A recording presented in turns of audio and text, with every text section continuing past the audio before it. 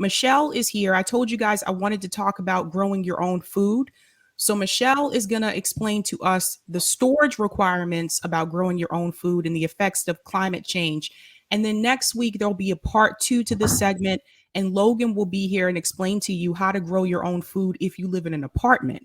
So this should be really informational. So Michelle, go ahead and introduce yourself. Hi, my name is Michelle DeVillier. I am originally from Southeast Texas, and I now live in Washington State. I am a fiber artist, and I craft for Red Berets. My pet issue is National Medicare for All, improved Medicare for all. I think that's very important. But my background is in agriculture. I grew up on a rice farm and cattle and horse ranch.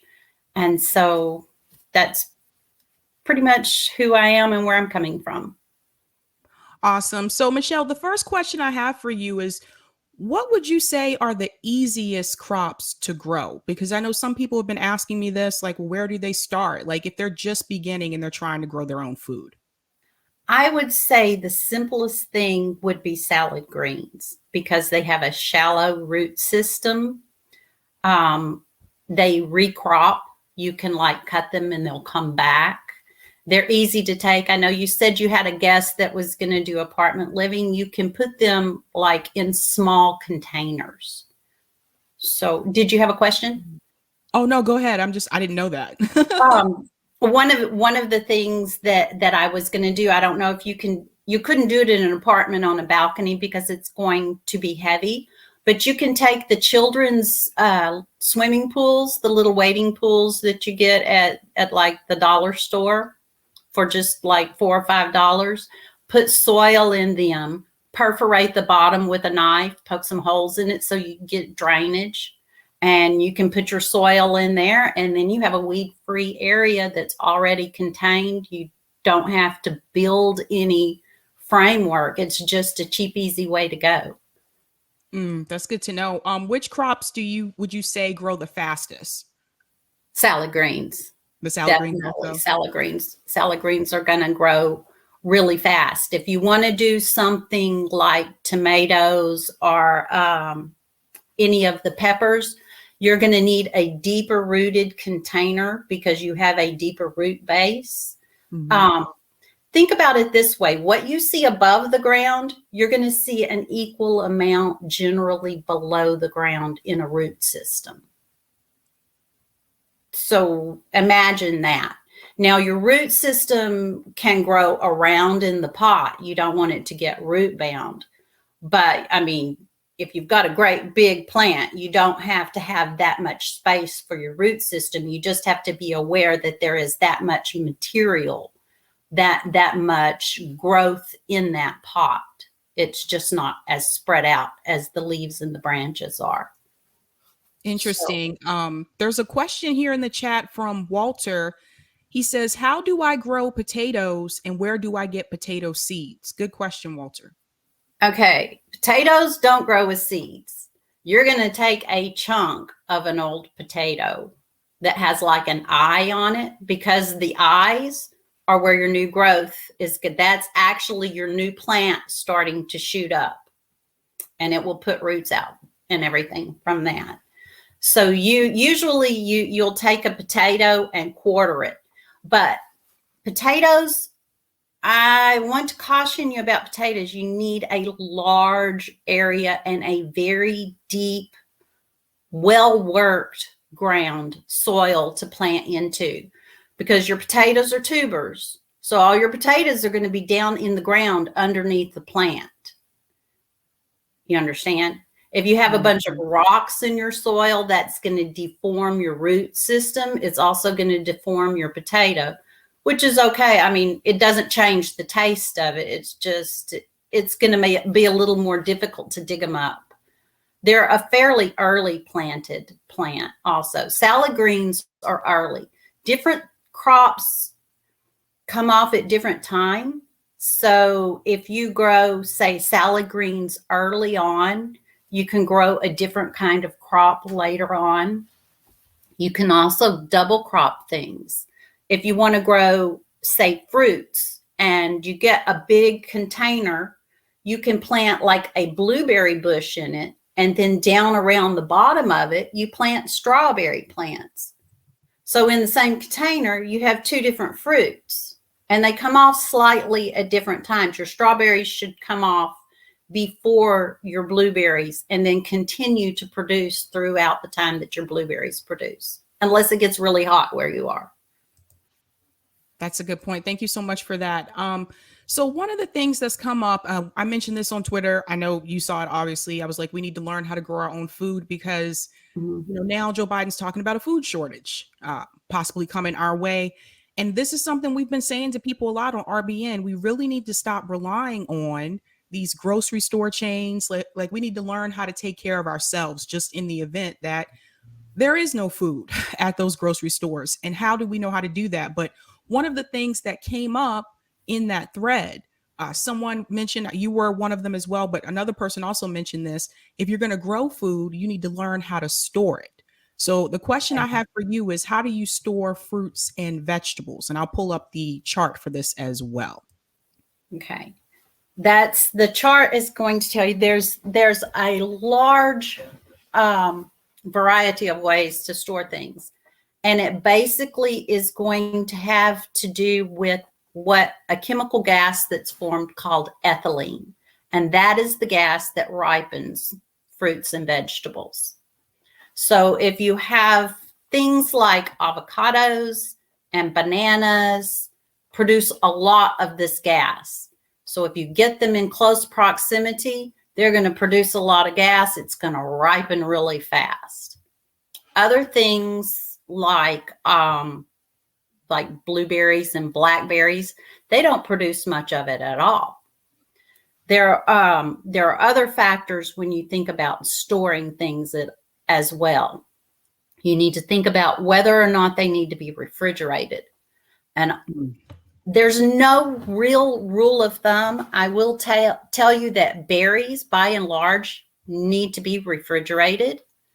And they need to you don't want to pack them deeply, because the weight of the berry itself will compress and that will juice your fruit. And when you get that moisture released, it will mold like in hours, really, really fast. So berries need to be refrigerated.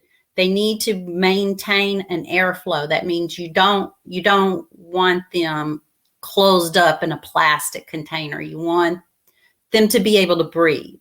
The same thing with salad greens. You want them to be able to breathe. Things like bananas. Don't put your bananas in the refrigerator or they're going to brown really, really fast. However, if you want to use your bananas to make banana bread, things like that, you want to kick up the sugar content, put them in the refrigerator because they'll ripen really, really fast. Ripening is actually the increase of the sugar in the fruit itself. That's what the ripening effect is. It is the production of the sugar in the fruit. So the riper it is, generally the sweeter it is as well. But you don't want to keep the bananas in the refrigerator. You, oddly enough, don't want to keep your tomatoes in the refrigerator. You don't want to keep them at room. You want to keep them at room temperature. Potatoes you want to keep cold, but you don't want to keep them in a refrigerator because there again they produce ethylene, which will increase the sweetness. So if you want a potato to be really sweet, you can put it in the refrigerator, but it will alter the taste of your potato if you store it in the refrigerator. It will increase the sweetness of it, which is a really kind of weird thing to have happen if you're not expecting it. I was trying to let me think what else. I was just going to say, there's something mentioned here that I've been telling people for a while. Don't cut produce until you are ready to use it. Cut produce is vulnerable to microorganisms. Yes. When you cut something, you're increasing the surface area all the surface area is open for bacteria, for viral products, for, all kinds of things, for mold and mildew. That's where it all gets in.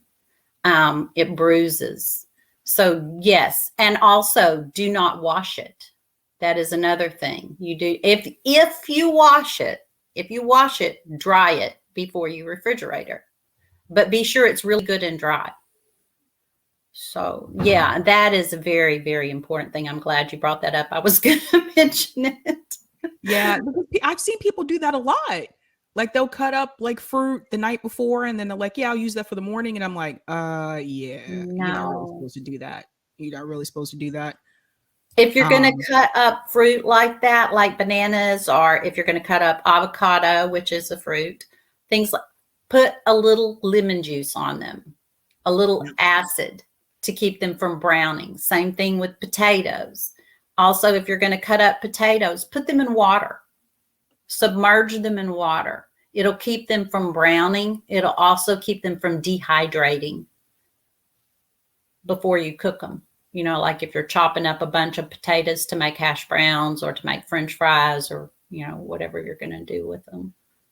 And here's something someone mentioned tomatoes in the chat. It says here how to store tomatoes. Keep tomatoes in your storeroom away from sunlight. Right. Sunlight will ripen them. It will speed up the ethylene production. Also, you want to put them with the stem side down. You want to flip them upside down while they're ripening. So, yeah, that is an excellent article. It will tell you all kinds of things about food storage.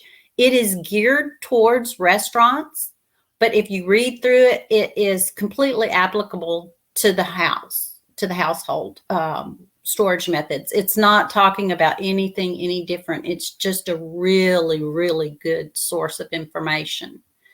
If you want to talk about things like dairy and meats, that's a whole nother issue. I will tell you that eggs do not have to be refrigerated. A lot of people refrigerate eggs, but I had chickens on the farm and I would get like 4 and 5 dozen eggs every 2 or 3 days. And they'd sit in a big bowl on my counter. And then I'd give them to people. I lived on the edges of a Hasidic Jewish community. And the women there were very particular about their food and their eggs. And they'd come and I would give them the eggs. And but the thing, again, about eggs is once you wash them, you remove that protective coating on the shell, which does open them up for spoiling faster or bacteria. And that is why they refrigerate them in the grocery store. Eggs will last 2-3 weeks.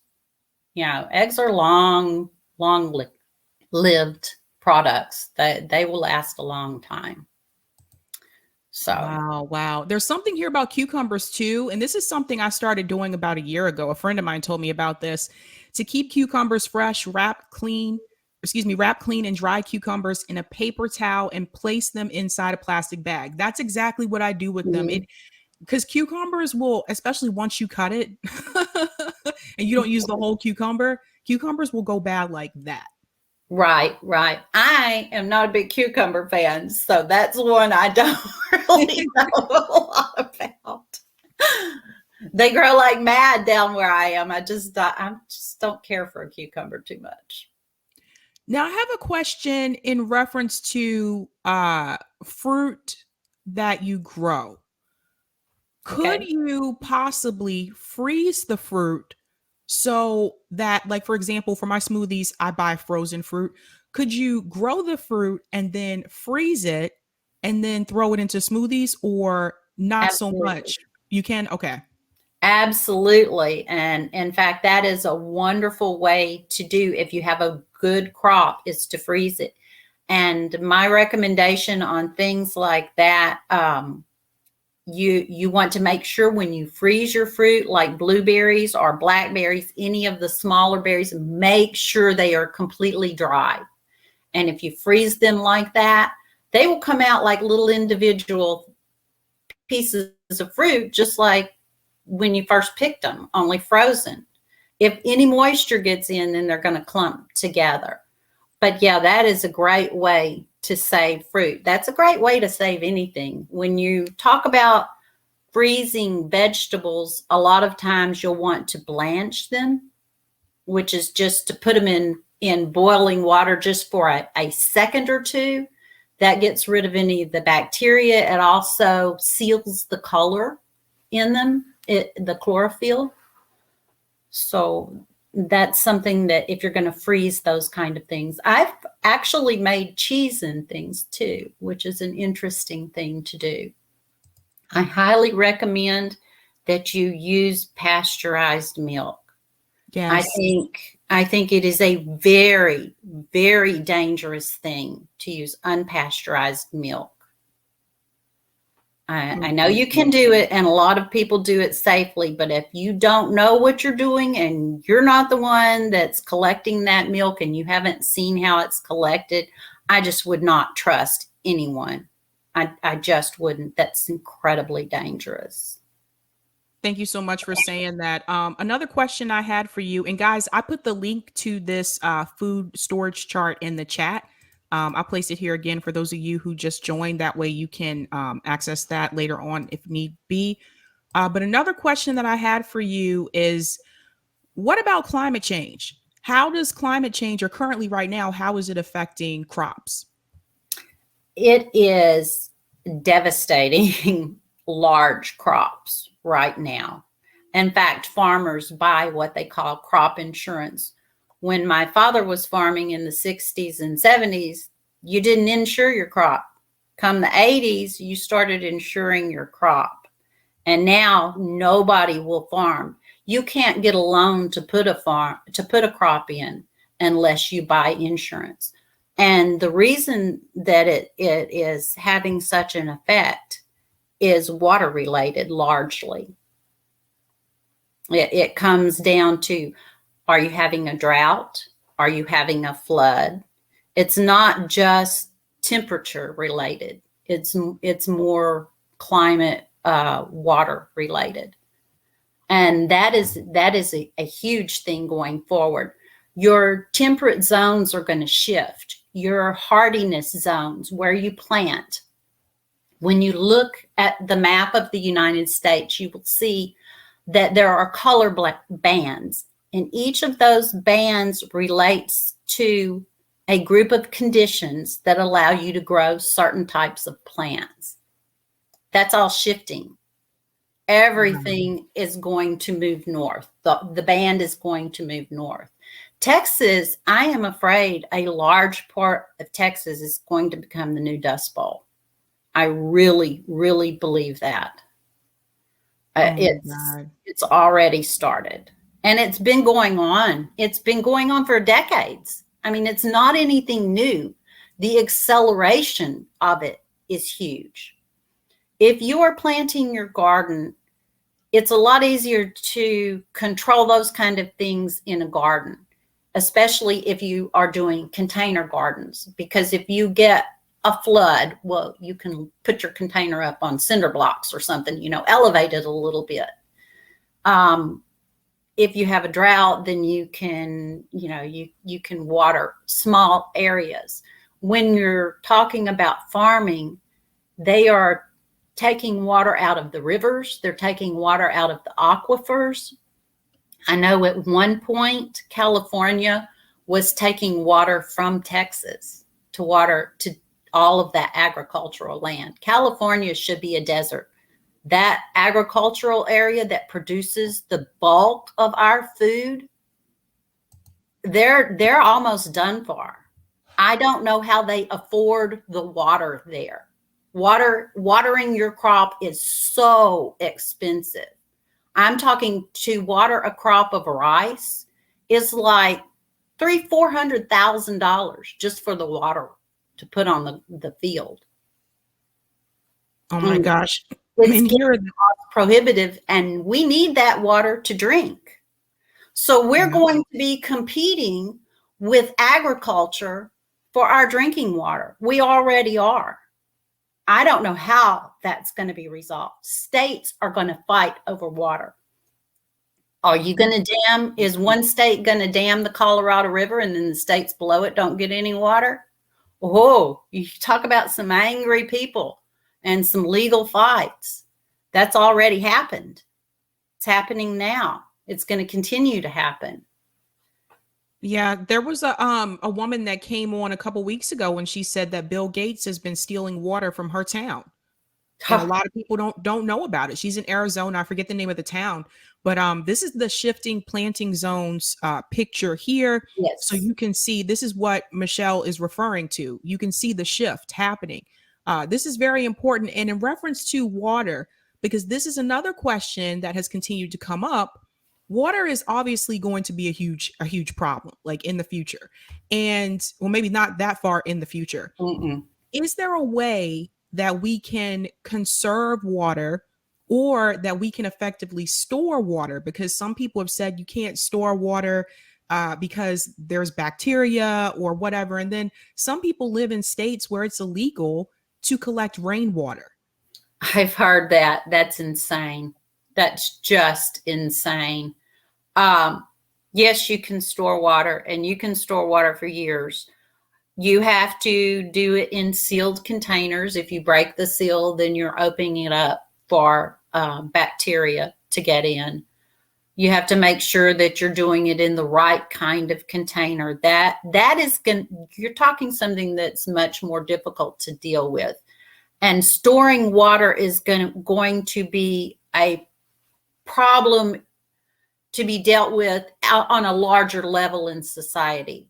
Individual households storing water you can do that, but I just don't think that's what's going to actually be the practical solution. If we get down to that level, then we've got some serious, serious problems. There are ways, if you store your water and it gets contaminated, boil it, get rid of the bacteria. If it's contaminated with something like heavy metals or things that you can't get out of the water, there's a process called distillation where you boil it until it's steam. Then you collect the steam, and as the steam condenses, that's pure water without any of the contaminants in it. So that's a way to take care of your water. Also, storing water for a period of time. Water does what's called goes stale. It loses its oxygenation. So if you're going to store water, be sure you aerate it before you drink it a couple of times. But yeah, you can definitely store water. That can be done. That can definitely be done. I mean, we have water towers. Think about them. Yeah, I worry about places like California and Texas, particularly, especially Southern California. I meant to click on Mhm. Southern California here. I think I clicked on Northern California, but there's an interactive map here that you guys can view so you can see what it's like in your area. And I'll go ahead and I'll share that in the chat as well. But this is really important for people to know. You guys, like, we need to start talking about this now. We also need to be talking about what is happening to the quality of water in the aquifers and the contamination, and how climate change is going to drive that contamination. Like in the Houston Ship Channel, there's a dioxin like storage where they got rid of dioxin, hazardous waste, and then they put the Houston Ship Channel over it. It's leaking into the ship channel.